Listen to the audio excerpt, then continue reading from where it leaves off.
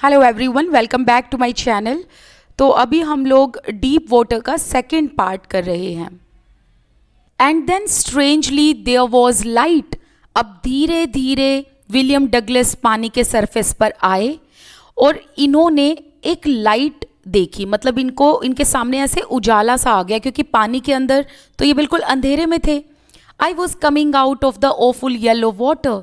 और ये धीरे धीरे ग्रेजुअली इस ओफुल येलो वाटर से बाहर आ रहे थे। एटलीस्ट माई आईज व, इनकी आंखें बाहर आ गई थी। My nose was almost out too, मतलब पानी के सरफेस के ऊपर इनकी आंख और नाक दोनों बाहर आ गई थी।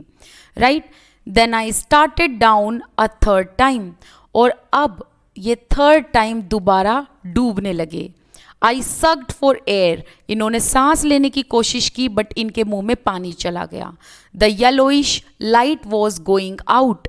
और अब जैसे जैसे ये नीचे डूबने लगे थर्ड टाइम, इनकी आंखों से जो ये लाइट थी, ये लाइट डिमिनिश होने लगी। गोइंग आउट मतलब ये लाइट अब खत्म होने लगी, इनकी आंखों से दूर जाने लगी। देन ऑल एफर्ट सीज्ड मतलब एंड, इनके सारे एफर्ट खत्म हो चुके थे। अब ये थोड़े से रिलैक्स फील करने लगे। माई लेग्स फेल्ट लिम्प का मतलब लाइफलेस। इनको लग रहा था कि इनके पैरों में अब जान नहीं है, लाइफलेस लग रहा था। And blackness swept my brain. और अब हुआ ये कि इनकी आंखों के आगे एक अंधेरा सा छाने लगा, ब्लैकनेस आ गई थी। But this blackness wiped out fear, it wiped out terror, there was no more panic। और अब इन्होंने ये देखा कि ये जो मोमेंट है ब्लैकनेस का, इनकी आंखों के आगे जो बिल्कुल कालापन और एक अंधेरा छा गया है, इसकी वजह से इनके मन से जो फियर, जो टेरर था, वो सारा वाइप आउट हो गया। इनके मन से डर चला गया था। ऐसा इनके मन से ये डर चला कैसे गया? एक्चुअली जब इंसान अपनी डेथ को पास में देखता है ना, तो वो थोड़ा सा ऐसे रिलैक्स फील करता है और आंखों के आगे जो अंधेरा आता है, फिर उसके बाद उसे लगता है कि अब तो बस मैं मरने वाला हूँ। सो मन का जो डर होता है वो गायब हो जाता है। So there was no more panic. और अब ये पैनिक भी नहीं कर रहे थे, अब इनके मन में कोई ऐसा डर नहीं था। Right, it was quiet and peaceful. और अब इनको सब कुछ इतना शांत लग रहा था, सब कुछ शांत लग रहा था। Because as I told you कि जब लोग ऐसे मरने वाले होते हैं, when people about to die, they feel something blackish in their in their eyes. और उस टाइम पर उनको पैनिक नहीं होता, nothing to be afraid of. अब इनको डर भी नहीं लग रहा था किसी भी चीज़ से, इनके मन से डर जा चुका था। इनको किसी चीज़ से डर नहीं लग रहा था, ना मरने से डर लग रहा था, ना डूबने से डर लग रहा था। This is nice to be drowsy. अब इनको ऐसे ड्राउजी फील होने लगा, जैसे इनको हल्की हल्की नींद आ रही है। टू गो टू स्लीप, अब ये सोना चाहते थे। नो नीड टू जंप, अब ये सोच रहे थे कि अब कोई फ़ायदा नहीं है जंप करने का। टू टायर्ड टू जंप, क्योंकि इन्होंने बहुत बार एफर्ट कर लिए, अब इनके बस की नहीं था। Right, it's nice to be carried gently, to float along in space, tender arms around me, tender arms like mothers, now I must go to sleep। तो अब जैसे जैसे विलियम डगलस पानी के नीचे जा रहे थे, तो वो कह रहे थे कि अब उन्हें अच्छा लग रहा है कि वो जेंटली धीरे धीरे पानी के नीचे डूब रहे हैं। To float along in space, ऐसे लग रहा था जैसे वो आसमान में फ्लोट कर रहे हैं। Tender arms around me, tender arms like mothers, now I must go to sleep.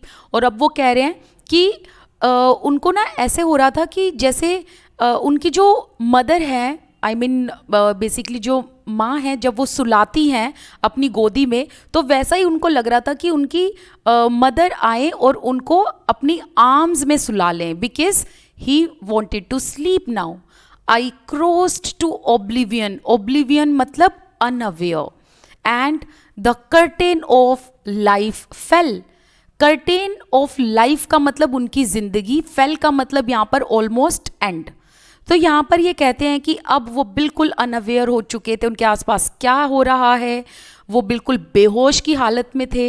And वो ऑलमोस्ट डेड थे, उनकी जो लाइफ है अब ऑलमोस्ट ख़त्म होने वाली थी. The next I remember I was lying on my stomach beside the pool vomiting.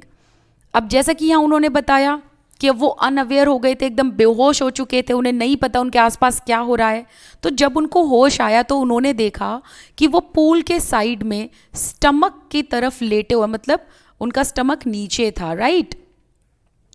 तो अब उन्होंने देखा कि जब उनको होश आया कि वो पेट के बल लेटे हुए हैं और पूल के साइड में हैं, वॉमिटिंग कर रहे हैं. The chap that through me in was saying but I was only fooling.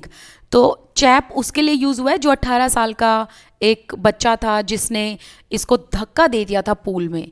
तो वो जो चैप है वो अब कहता है कि मैं तो बस फूलिंग कर रहा था, मतलब मैं तो बस मजाक मस्ती कर रहा था, मैंने तो तुमको मजाक में फेंका था, मस्ती में फेंका था.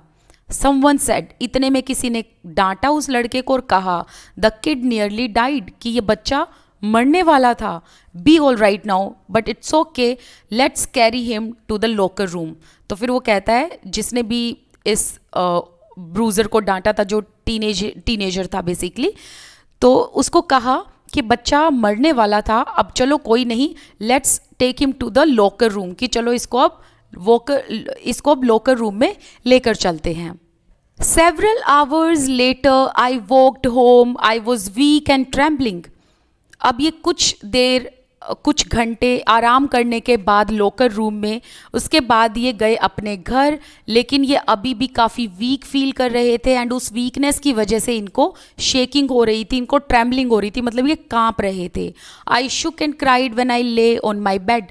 और जब ये घर गए, बेड पर इन्होंने आराम किया, तब भी ये अंदर से कांप रहे थे और ये काफ़ी रोए थे क्योंकि इनके मन में वो टेरर अभी भी था.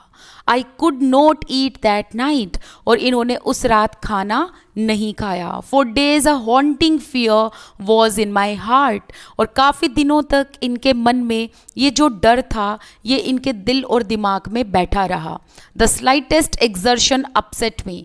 अब अगर ये कोई ऐसा छोटा मोटा काम करते जिसमें थोड़ी सी भी मेहनत लगती तो ये बिल्कुल बॉडी से अपसेट हो जाते. अपसेट इन द सेंस जैसे कि ये लड़खड़ा कर चलते, अनस्टडी तरीके से चलते, इनको वीकनेस महसूस होती, इनके पेट में दर्द हो जाता था. I never went back to the pool, और इनके मन में ये डर इतना ज़्यादा बैठ गया कि ये दोबारा पूल में वापस नहीं गए, ये फिर से वाटर से डरने लग गए. I avoided it when I could, और इन्होंने जितना हो सके उतना कोशिश किया पानी से दूर रहने के लिए. A few years later, when I came to know the waters of the Cascades, I wanted to get into them. अब यहाँ बता रहे हैं कुछ सालों के बाद इनको वाटरफॉल्स के बारे में पता चला, मतलब झरनों के बारे में पता चला, तो ये कैस्केड्स देखना चाहते थे. And when ever I did, whether I was wading the Titan or bumping river or bathing in warm lake of the goat rocks, the terror had seized me in the pool would come back. तो यहाँ पर ये बता रहे हैं कि इनको कुछ सालों के बाद कैस्केड्स के बारे में पता चला, ये कैस्केड्स जाना चाहते थे, देखना चाहते थे वाटरफॉल्स को. और जब भी ये वाटरफॉल्स देखने गए, जैसे कि चाहे ये टाइटन और बम्पिंग रिवर गए हों या फिर ये वॉर्म लेक गए हों. वॉर्म लेक कहाँ पर है? गोट रॉक्स में है. गोट रॉक्स प्लेस है यूएसए में. तो ये कहते हैं ये कहीं भी गए हों, हमेशा जब भी ये पानी की जगह जाते तो पूल वाला इंसिडेंट हमेशा इनके जहन में रहता और वो इंसिडेंट इनके दिमाग में आता और इनके मन में डर बैठ जाता. तो डर हमेशा इनको जकड़े रखे हुए था. It would take possession of me completely, और ये डर ने इस तरीके से इनको जकड़ लिया था जैसे कि किसी के बॉडी को पोजेस कर लिया हो. My legs would become paralysed, और मेरे जो पैर हैं वो पैरालाइज हो जाते, ट्रैम्बल करने लगते, ये वॉबली फील करने लगता. IC horror would grab my heart, और इसको इतना डर लगता, इतना ज़्यादा कि इसके लिए सांस लेना मुश्किल हो जाता था.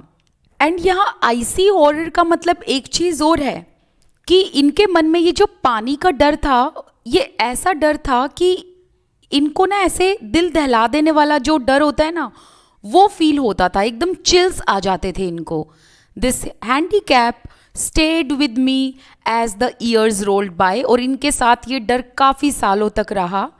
इन कैनोज, कैनोज का मतलब होता है boats, in canoes on Maine lakes fishing for landlock salmon.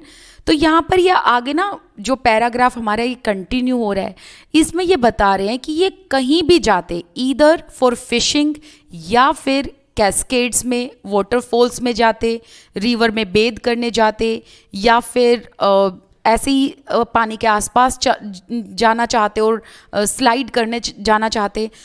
इनको हमेशा ये जो डर था ये हमेशा घेरे रखता था। इन कैनोज ऑन मेन लेक्स, जब भी ये मेन लेक्स जाते, ये नदी का नाम है, ये लेक का नाम है, जब भी ये मेन लेक्स फिशिंग करने जाते, किसकी फिशिंग करने? सैल्मोन की फिशिंग करने। बेसिकली ये फिश ब्रीड है, तो इनके मन में हमेशा ये पानी का डर रहता। आगे भी ये अलग अलग चीज़ों के बारे में बता रहे हैं कि कौन कौन सी फिशिंग के लिए ये गए, और इनके मन में हमेशा ये डर बना रहा। अब यहाँ विलियम डगलस बता रहे हैं, चाहे वो सैल्मन फिशिंग के लिए जाते, या फिर वो न्यू हैम्पशायर में बैस फिशिंग के लिए जाते, या फिर वो ट्राउट फिशिंग के लिए जाते डिशूट्स में, या फिर वो कभी भी ऑर्गन में मेटोलियस फिशिंग के लिए जाते, सैल्मोन फिशिंग के लिए जाते कोलंबिया में, और ईदर वो बम्पिंग लेक जाते वाटरफॉल्स के लिए। वेयर एवर आई वेंट, मतलब वो जहाँ जहाँ जाते, the haunting fear of the water followed me, ये पानी का डर हमेशा इनके साथ बना रहता। It ruin my fishing trips, और इस डर की वजह से इनके हमेशा फिशिंग ट्रिप्स खराब गए। Deprived me of the joy of canoeing, boating and swimming, और इस डर की वजह से ये कुछ भी इंजॉय नहीं कर पाते थे, चाहे वो कनूइंग हो। कनूइंग बेसिकली ये स्पोर्ट्स एक्टिविटी होती है जिसमें बोट को पैडल करना पड़ता है। ना ये कभी बोटिंग कर पाए, ना ये स्विमिंग करने का इंजॉयमेंट ले पाए। सो बेसिकली इनके मन में हमेशा डर रहता, कनूइंग, बोटिंग एंड स्विमिंग के जॉय को या इसके एक्सपीरियंस को ये कभी इंजॉय नहीं कर पाए। I used every way I knew to overcome this fear, but it held me firmly in its grip. तो यहाँ ये कह रहे हैं कि विलियम डगलस ने बहुत बार कोशिश की कि वो इस फियर से बाहर आए, लेकिन ये फियर ने हमेशा उनको अपने ग्रिप में बांधे रखा। Finally, one October, I decided to get an instructor and learn to swim. अब एक दिन उन्होंने अक्टूबर में डिसाइड किया कि वो एक इंस्ट्रक्टर के अंडर रहकर स्विमिंग करना सीखेंगे। I went to pool and practiced 5 days a week an hour each day. ये पूल में जाते, इंस्ट्रक्टर की हेल्प से ये स्विमिंग करना सीखते। तो ये कब जाते थे? ये 5 days in a week जाते थे, एक हफ्ते में 5 दिन जाते, डेली 1 घंटा स्विमिंग लर्न करते। The instructor put a belt around me, instructor ने इनको कैसे सिखाया स्विमिंग? उन्होंने इसकी वेस्ट के चारों तरफ बेल्ट बांध दी। A rope attach to the belt went through a pulley that ran on an overhead cable.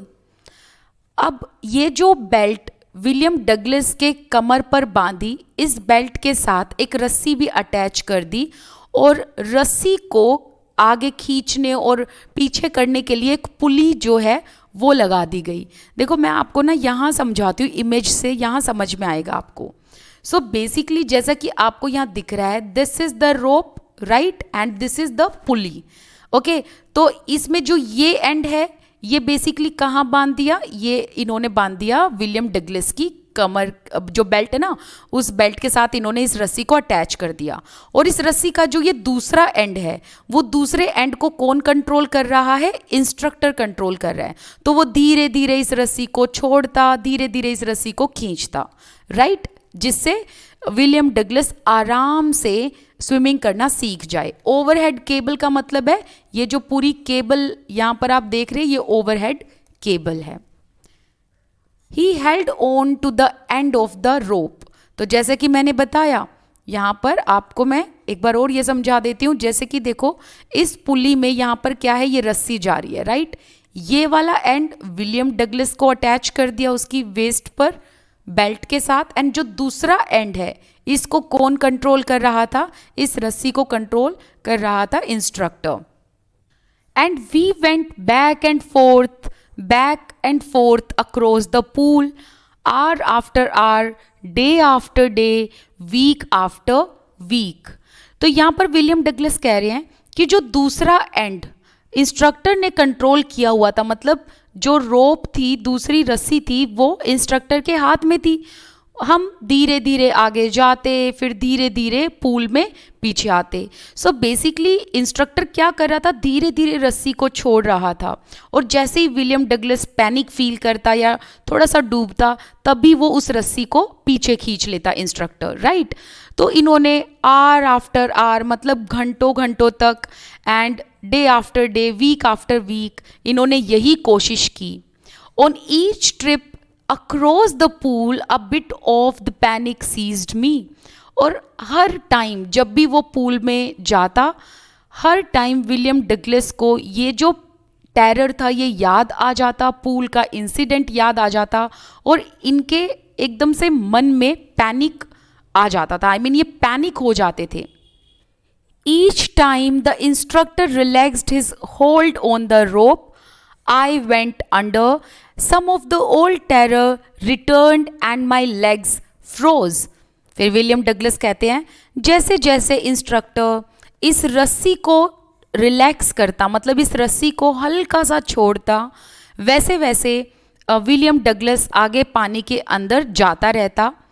But हमेशा इसके मन में वो पानी को लेकर डर रहता, और द मोमेंट इंस्ट्रक्टर इस रोप को रिलैक्स करता, उसी टाइम इसके जो लेग्स थे विलियम डगलस के, वो पैरालाइज हो जाते, फ्रीज हो जाते, लेग्स इसके काम ही नहीं करते थे. It was 3 months before the tension began to slack. Slack means reduce. तो यहाँ ये कह रहे हैं कि इस टेरर को, इस पानी के जो टेंशन इसके मन में थी, इस चीज़ को निकालने के लिए इसको 3 महीने लग गए, इस चीज़ को रिड्यूस करने में 3 महीने लग गए. Then he taught me to put my face under water and exhale. जैसे ही पानी के साथ ये थोड़ा सा कंफर्टेबल फील करने लगे, उसके बाद इसके इंस्ट्रक्टर ने इनको सिखाया कि कैसे पानी के अंदर रहकर एक्सेल एंड इनहेल करना है. To raise my nose and inhale. तो इनके इंस्ट्रक्टर ने बताया कि जब एक्सेल करना हो, पानी के अंदर रहकर एक्सेल करना है, मतलब जब अपनी सांस छोड़नी है तो पानी के अंदर फेस रखना है, और जब सांस लेनी है, इनहेल करना है, तो अपनी नाक बाहर निकालनी है, मतलब पानी के बाहर आकर, मतलब मुंह निकाल कर पानी के, तब सांस लेना है. लेकिन जब सांस छोड़ना है, एक्सेल करना है, तो वो पानी के अंदर रहकर ही एक्सेल करना है. I repeated this exercise hundreds of time. इन्होंने हंड्रेड्स ऑफ टाइम्स इस एक्सरसाइज को, इनहेल एंड एक्सेल की एक्सरसाइज को रिपीट किया, बिट बाय बिट. धीरे धीरे, slightly, gradually. I shed part of the panic. इनके मन से, इनके दिल से, इनके जहन से ये जो टेरर था, ये जो पैनिक था, वो शेड होता गया. शेड मतलब रिमूव होता गया. That seized me when my head went under water. तो धीरे धीरे जब इन्होंने ये इनहेल एक्सेल की एक्सरसाइज की, इनका जो टेरर था, जो पैनिक था, वो अब रिमूव होता गया. Next he held me at the side of the pool and had me kick with my legs. अब नई टेक्निक सिखाई इंस्ट्रक्टर ने इनको. पहले तो देखो क्या बताया था, पहले आप ये चीज़ आपको ध्यान रखनी है. पहले इंस्ट्रक्टर ने विलियम डगलस को रिलैक्स फील कराया. वो धीरे धीरे इस रस्सी को जो है छोड़ते, धीरे धीरे रिलैक्स करते, ढीला करते इस रस्सी को, ताकि विलियम डगलस पानी के अंदर जाकर थोड़ा पानी में कंफर्टेबल फील करे. फिर सेकंड टेक्निक जो थी वो थी इनहेल, एक्सेल एंड इनहेल की. अब थर्ड टेक्निक थी कि पूल के एज पर जाकर, मतलब पूल के साइड को पकड़ना है, और अपनी बॉडी को फ्लैट लेकर आना है एंड देन अपने पाँव को किक करना है। ये सबसे पहली टेक्निक होती है जब किसी को स्विमिंग सिखाना हो तो। For weeks I did just that, मतलब इन्होंने यही एक्सरसाइज हफ्तों भर की। ये क्या करते थे विलियम डगलस, ये पानी का जो मतलब जो पूल है, बेसिकली पूल का जो साइड है, जो एज है, उसको पकड़ते, किनारे को पकड़ते और अपनी बॉडी को फ्लैट करने की कोशिश करते, क्योंकि इनको सपोर्ट मिल गया था फ्लैट करने के लिए। कैसे? ये पूल के साइड को पकड़े हुए थे और अपनी बॉडी को फ्लैट करके पाँव से किक करने की कोशिश करते। हफ्तों तक इन्होंने यही किया। एट फर्स्ट तो हुआ ये कि इनको अपनी लेग्स में वीकनेस महसूस हुई, इनकी लेग्स बेसिकली मतलब किक करने के लिए इनकी बॉडी को कोऑर्डिनेट नहीं कर रही थी। But gradually they got relaxed and finally I could command them. लेकिन धीरे धीरे जैसे जैसे इन्होंने प्रैक्टिस किया, he could command his legs to work, मतलब ये अपनी लेग्स को कमांड करने लगे। कहने का मतलब है बेसिकली यहाँ बॉडी कोऑर्डिनेशन होने लगा। जब बॉडी कोऑर्डिनेशन होने लगे तो फंक्शन सही करती है बॉडी। तो ये कह रहे हैं कि धीरे धीरे फिर ये अपनी लेग्स को बोलने लगे, नहीं इन किक करना है, पानी को किक करना है, सो दैट ये स्विमिंग लर्न कर सकें। Thus piece by piece he built a swimmer, and when he had perfected each piece he put them together into an integrated whole. अब धीरे धीरे पीस बाय पीस, मतलब जो जो technique one by one instructor ने William Douglas को सिखाई थी, वैसे वैसे वो हर टेक्निक को धीरे धीरे सीखते गए एंड वो एकदम स्विमर बन गए थे। उन्होंने हर एक टेक्निक में परफेक्शन हासिल कर ली, चाहे वो इनहेल एक्सेल की परफेक्शन हो या फिर ये मतलब जैसे पूल के साइड को पकड़कर अपने लेग्स से किक करने की परफेक्शन हो। तो इन्होंने हर एक टेक्निक में अच्छे से परफेक्शन ले ली थी, अच्छे से ये हर टेक्निक को करना सीख गए थे और अब इन्होंने हर टेक्निक का इस्तेमाल एक साथ किया। इंटीग्रेटेड होल का मतलब जो जो इन्होंने पीसेस में टेक्निक्स सीखी थी वो सारी टेक्निक्स फिर इन्होंने एक साथ जो है यूज़ करनी शुरू कर दी। In April he said, now you can swim, dive off and swim the length of the pool, crawl stroke. अब इसके जो इंस्ट्रक्टर थे उन्होंने अप्रैल मंथ में, अब देखो यहाँ आपको ध्यान रखना है, अक्टूबर में विलियम डगलस ने डिसाइड किया कि वो एक स्विमर बनेंगे, वो स्विमिंग करना सीखेंगे। और अप्रैल आते आते हुआ ये कि इनको अब स्विमिंग आ चुकी थी, ये परफेक्ट हो चुके थे। तो अब यहाँ बताया जा रहा है कि अप्रैल में इनके जो इंस्ट्रक्टर थे उन्होंने कहा कि नाउ यू कैन स्विम, कि अब तुम स्विम कर सकते हो। डाइव ऑफ कि मतलब पानी में डुबकी लगाओ, swim the length of the pool, crawl stroke. और इसके इंस्ट्रक्टर ने विलियम डगलस को कहा कि जैसे ये पूल है बेसिकली, इस पूल में इस एंड से डाइव करो और इस लेंथ को पूरा करो। लेंथ को पूरा करने का मतलब ये पूरा राउंड कंप्लीट करो, जहाँ से शुरू किया है वहीं पर वापस आओ। एंड कौन से स्ट्रोक से वापस आना है? बेसिकली क्रॉल स्ट्रोक करके। तो स्विमिंग करते वक्त ना साइड स्ट्रोक होती है, बैक स्ट्रोक होती है, इसी तरीके से क्रॉल स्ट्रोक होती है। तो स्विमिंग करते तो ऐसे लगता है आप क्रॉल करके आ रहे हो, राइट? I did. तो यहाँ बता रहे हैं विलियम डगलस के इन्होंने क्रॉल स्ट्रोक करके पूरा लेंथ कवर किया। द इंस्ट्रक्टर वॉज फिनिश्ड, कि इंस्ट्रक्टर ने मुझे स्विमिंग सिखा दी थी, अब उसका काम ख़त्म हो गया था। But I wasn't finished. I still wondered if I would be terror stricken when I was alone in the pool. I tried it. I swam the length up and down.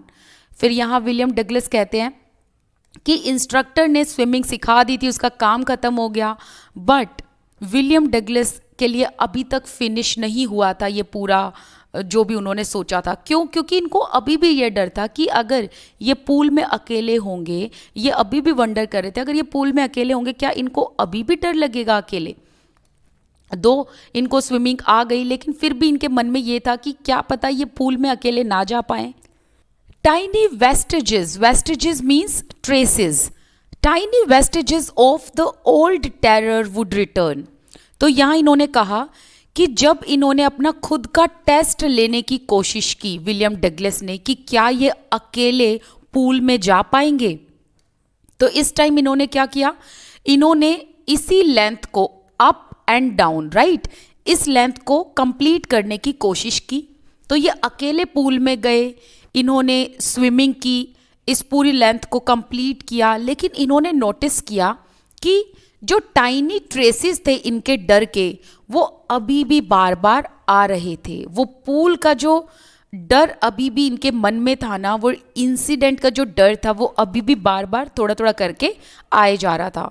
But now I could frown and say to the terror trying to scare me, well here is to you, look, and off I would go for another length of the pool.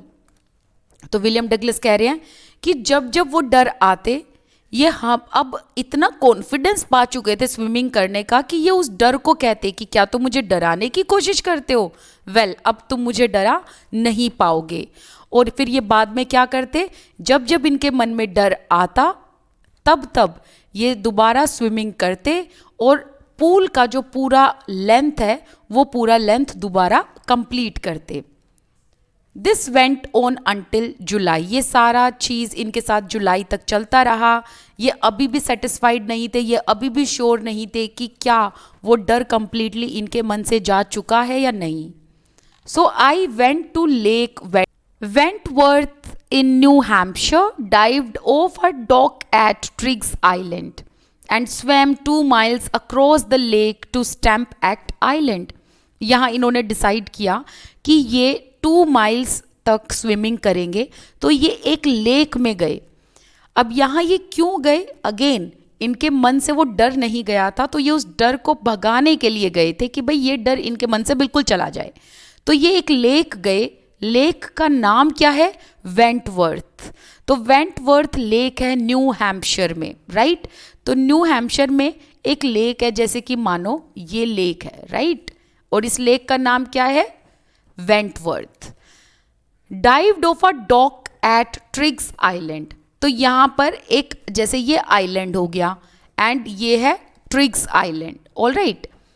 और दूसरी तरफ है stamp act island, कितनी दूरी पर, 2 miles की दूरी पर, 2 माइल्स के डिस्टेंस पर क्या है, एक स्टैम्प एक्ट आइलैंड है।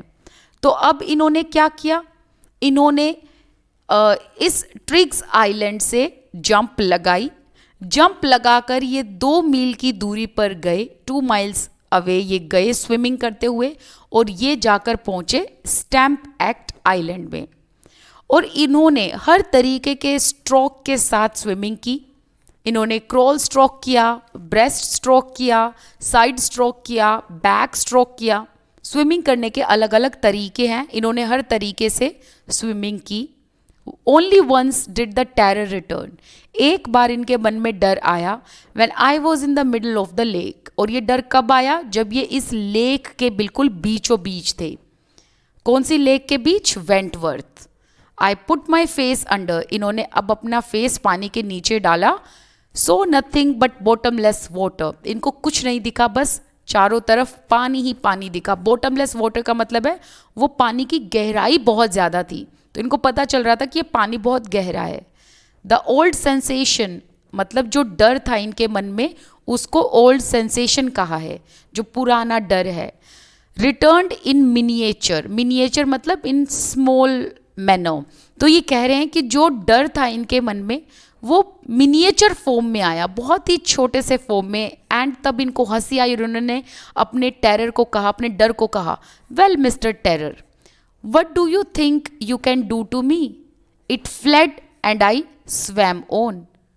तो ये कह रहे हैं कि जैसे इनके मन में डर आया, इन्होंने अपने डर को कहा कि हेलो मिस्टर टेरर, तुम मेरा क्या कर सकते हो, तुम मेरा कुछ नहीं कर सकते। एंड ऐसा कहते ही इनका टेरर चला जाता और इन्होंने फिर दोबारा स्विमिंग शुरू कर दी। Yet I had residual doubts, अभी भी इनके मन में डाउट्स बचा हुआ था।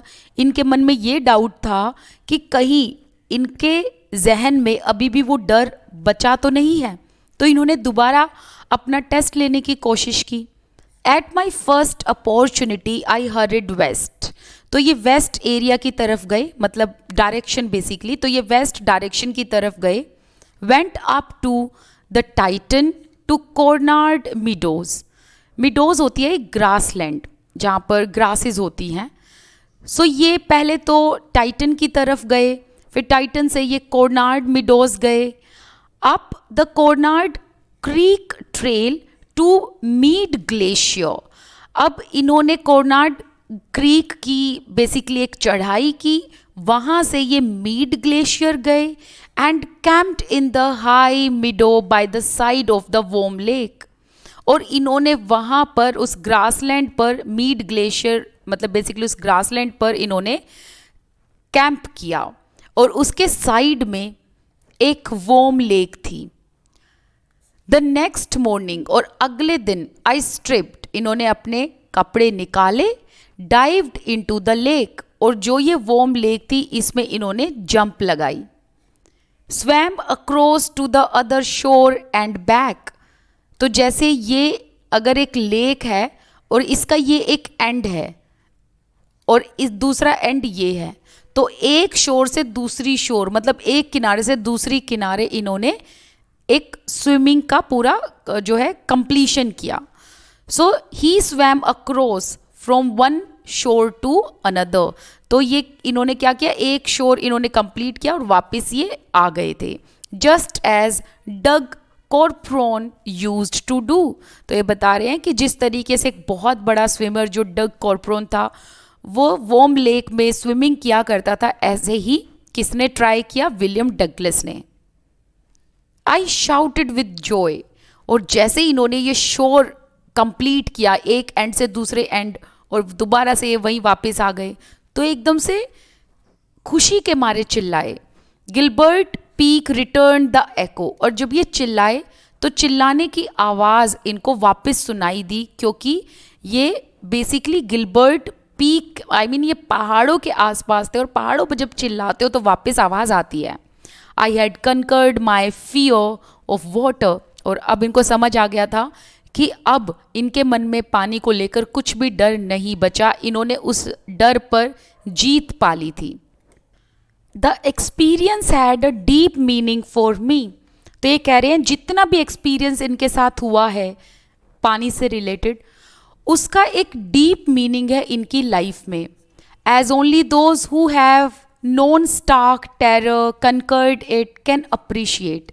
तो यहाँ कह रहे हैं जिन्होंने सेम इसी तरीके का टेरर देखा है जैसा विलियम डगलस ने अपनी लाइफ में देखा है, ओनली वो ही विलियम डगलस के इस टेरर को समझ सकते हैं, कैसे इन्होंने इस डर को कॉन्कर किया, ओवरकम किया। इसको वो ही लोग समझ सकते हैं जिन्होंने सेम एक्सपीरियंस लिया हो अपनी लाइफ में। In death there is peace, there is terror only in the fear of death, as Roosevelt knew when he said all we have to fear is fear itself। तो यहाँ ये कहते हैं कि डेथ के बाद डेथ में एक पीस है बेसिकली, और there is terror only in the fear of terror का मतलब क्या है कि आपके मन में जो डर है वो डर किस चीज़ को लेकर है, डेथ को लेकर है। सो देर इज टेरर, आपको डर तब तक है जब तक आपकी डेथ ना हो जाए, और जब आपकी डेथ हो जाए तो आपके मन से वो डर भी निकल जाता है। तो रूजवेल्ट ने ये भी कहा है, जो 32nd प्रेसिडेंट रहे हैं यूएसए के, इन्होंने कहा है कि हमारे मन में जो डर होता है ना वो सिर्फ एक चीज़ की वजह से ही होता है, वो डर की वजह से होता है। मतलब अगर हम डर से जितना डरेंगे ना तो हमारे मन में वो टेरर हमेशा बैठा रहेगा। Because I had experienced both the sensation of dying, the terror that fear of it can produce, the will to live somehow grew in instantly। So यहाँ विलियम डगलस ये कहना चाह रहे हैं, तो विलियम डगलस यहाँ ये कहना चाह रहे हैं कि उन्होंने ना दोनों ही चीज़ें एक्सपीरियंस किया। उन्होंने डेथ भी एक्सपीरियंस किया, मतलब वो ऑलमोस्ट मरने ही वाले थे, एंड फियर ऑफ डेथ भी एक्सपीरियंस किया, मतलब मरने का डर भी एक्सपीरियंस किया। So I had experience both the sensation of dying, मतलब उन्होंने डर के मरने के दोनों ही सेंसेशन फील किए, एक तो डेथ का और दूसरा the fear of it can produce, मतलब मरने का जो डर है वो भी इन्होंने फील किया जब ये YMCA पूल में थे। लेकिन इस एक्सपीरियंस के बाद इनके मन में और जीने की जो चाहत थी, जो इंटेंसिटी थी, वो ज़्यादा बढ़ने लगी। At last I felt released, और जब इनके मन से ये डर चला गया तो इन्होंने रिलैक्स्ड फील किया, इन्होंने रिलीज्ड फील किया, free to walk the trails, climb the peaks and to brush aside fear. और अब इन्होंने इतना अपने मन में रिलीज फील किया जैसे कि पता नहीं इनको पहले किस चीज़ ने ऐसा जकड़ रखा था कि अब ये बिल्कुल फ्री फील कर रहे थे। और अब इन्होंने कहा कि इनको अब किसी चीज़ से डर नहीं है, चाहे ये ट्रेल्स पर वॉक करें, लंबे लंबे रास्तों पर वॉक करें, या ये किसी माउंटेन की पीक को क्लाइंब करें, अब इनको किसी चीज़ का डर नहीं था। टू ब्रश असाइड फियर, इन्होंने इस डर को ब्रश असाइड किया, बिल्कुल धक्का मार कर साइड में कर दिया, with so much of patience, with so much of practice. So at last वो हमें एक ही चीज़ बता रहे हैं कि किस तरीके से उन्होंने अपने डर को अपने से दूर भगाया। अब वो बिना किसी डर के ट्रेल्स पर वॉक कर सकते हैं, वो पहाड़ी पर चढ़ सकते हैं बिना किसी डर के, और किस तरीके से उन्होंने अपने डर को साइड किया। सो यहाँ अगेन वो एक इंस्पिरेशन भी दे रहे हैं रीडर्स को कि हम सबके मन में डर होता है, बस उस डर से हमने डरना नहीं है और उस डर को ओवरकम करना है हमने। And with that I would like to sign off. Thank you so much for watching this video.